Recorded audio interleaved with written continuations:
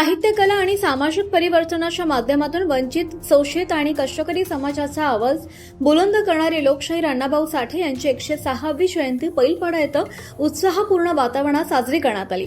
कार्यक्रमाच्या अध्यक्षस्थानी निलेश गणेश इंगळे होते, तर कार्यक्रमाचे आयोजन पत्रकार किसन गवई यांनी केलं।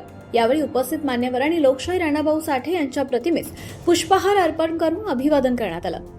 कार्यक्रमात सरपंच वर्षा राजेश गौड, माजी सरपंच उत्तमराव भालतिलक, माजी तंटामुक्ती अध्यक्ष हकीम भाई, माजी पंचायत समिती सभापती वसंतराव नागे, संजय भाऊ भारसके, भाजपा सरचिटणीस सुयोग देशमुख, भीमराव तायडे, ग्रामपंचायत कर्मचारी गोविंद गुहे, बापूराव खंडारे, ऐबली भाई, विठ्ठल तायडे, दिनेश नागे, संजय बेलूरकर, तौशीर भाई, बबलू भाई, लखन वानखडे, सुनील वानखडे, निलेश इंगळे, संजय तायडे, रोहित भारसके, ताराचंद तायडे, गजानन तायडे, मोहम्मद इलियास यांच्यासह महिला वर्ग आणि ग्रामस्थ मोठ्या संख्येने उपस्थित होते।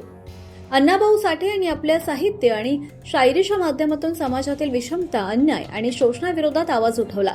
त्यांच्या परिवर्तनवादी विचारांची आजही समाजाला गरज असून त्यांच्या विचारांचा वारसा पुढे नेणं हीच त्यांना खरी आदरांजली ठरेल, असा सूर यावेळी उपस्थितांकडून व्यक्त करण्यात आला।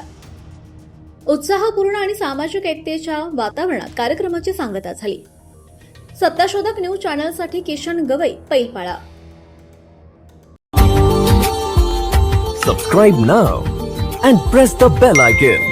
Never miss an update.